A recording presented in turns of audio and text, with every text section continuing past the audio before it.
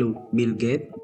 គេស្គាល់ជាទូទៅថាជាបិតានៃក្រុមហ៊ុនយក្សផ្នែកផលិតកម្មវិធីកុំព្យូទ័រ Windows និងជាស្ថាបនិកអង្គការសប្បុរសធម៌ Bill and Melinda Gates មហាសេដ្ឋីលោក Bill Gates កើតនៅថ្ងៃទី28 ខែតុលាឆ្នាំ1955នៅទីក្រុង Seattle រដ្ឋ Washington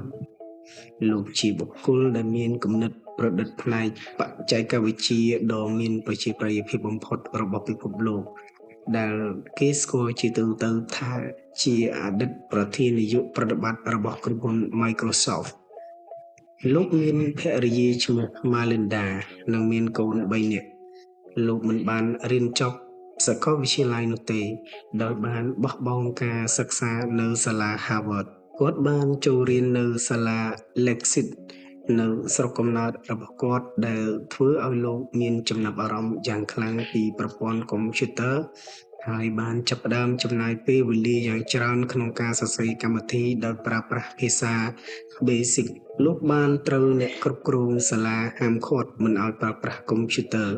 រួមជាមួយសិស្សជាច្រើនដែលមកក្រោយក៏ក្លាយជាមិត្តរួមការងារនៅ Microsoft ការហាមឃាត់នេះមិនបានបញ្ឈប់លោក Bill Gates មិនឲ្យខ្វល់ខ្វាយពីកុំព្យូទ័រឡើយហើយក្នុងរយៈពេល1ឆ្នាំគាត់បានបង្កើតកម្មវិធីកុំព្យូទ័រដ៏ធំមួយដោយខ្លួនឯងលោក Bill Gates ធ្លាប់បានបម្រើការងារជាជំនួយការឲ្យសភាតំណាងរាស្ត្រអាមេរិកហើយបានចាប់ផ្ដើមសិក្សានៅសាកលវិទ្យាល័យ Harvard ដោយមិនមានការចូលចិត្តលើមុខវិជ្ជានៅមហាវិទ្យាល័យធ្វើឲ្យគាត់បានសម្រេចចិត្តចាកចេញពីមហាវិទ្យាល័យដើម្បីចាប់ផ្ដើមធ្វើការលើផ្នែកកុំព្យូទ័រដោយការសរសេរកូដសម្រាប់ប្រព័ន្ធកុំព្យូទ័រ Mid-Austria ការផ្ដោតលើការបង្កើតកម្មវិធីនេះនាំឲ្យលោក Bill Gates បង្កើតក្រុម Microsoft ដែលផលិតប្រព័ន្ធប្រតិបត្តិការផ្សេងៗគ្នាសម្រាប់ក្រុមហ៊ុនផលិតកុំព្យូទ័រនៅឆ្នាំ1980ហើយបង្កើតបានភាពជាដៃគូជាមួយក្រុមហ៊ុនផលិត hardware ឈានមុខគេឈ្មោះថា IBM ក្រោយមកបានប្រកួតប្រជែងជាមួយក្រុមហ៊ុន Apple Computer នៅពាក់កណ្ដាលសតវត្សឆ្នាំ1980ក្នុងនោះក្រុមហ៊ុន Microsoft បានផ្ដល់ឲ្យក្រុមហ៊ុន Apple នៅកម្មវិធី Office របស់ខ្លួនដោយការដាក់ចេញប្រព័ន្ធប្រតិបត្តិការ Windows 3.1 និង Windows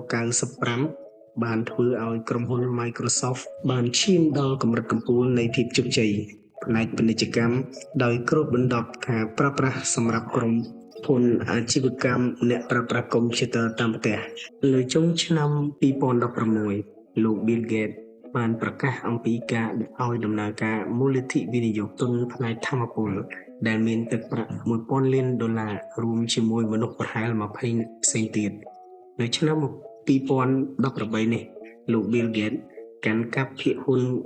ក្នុងក្រុមហ៊ុន Microsoft តែ 1% ប៉ុណ្ណោះដោយភាគហ៊ុនជាច្រើនគឺបោះផ្សាយជាសាធារណៈសម្រាប់វិនិយោគិន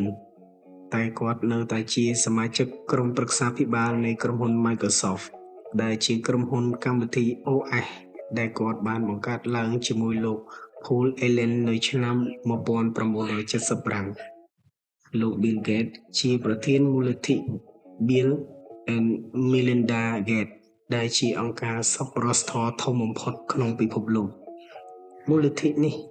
ធ្វើការដើម្បីសង្គ្រោះជីវិតនិងកែលម្អសុខភាពសកលលោកហើយកំពុងធ្វើការជាមួយនឹងអង្គការ Rotary International ដើម្បីលុបបំបាត់ជំងឺស្វិតដៃជើងលោក Bill Gates មានចិត្តសប្បុរសដោយបរិច្ចាគទ្រព្យសម្បត្តិនិងចែករំលែកភាពជោគជ័យលោក Bill Gates បានវិនិយោគទ្រព្យមួយចំណែកធំដើម្បីធ្វើឲ្យពិភពលោកកាន់តែប្រសើរសម្រាប់ជនក្រីក្រគាត់បានជួយសង្គ្រោះជីវិតមនុស្ស5 លាននាក់តាមរយៈការនាំចាក់ថ្នាំបង្ការនិងការបង្កើតថែរក្សាសុខភាពកុមារពេញមួយជីវិតរបស់គាត់បានគាំទ្រដល់ផ្នែកសុខាភិបាលផ្នែកសង្គមនិងផ្នែកអប់រំជាច្រើនគាត់ក៏ជាអ្នកវិនិយោគលើភាគហ៊ុននិងអចលនទ្រព្យជាច្រើនផងដែរត្រឹមថ្ងៃទី15ខែសីហាឆ្នាំ2018នេះលោកមានទ្រព្យសម្បត្តិសរុប$95,000 លានសហរដ្ឋអាមេរិក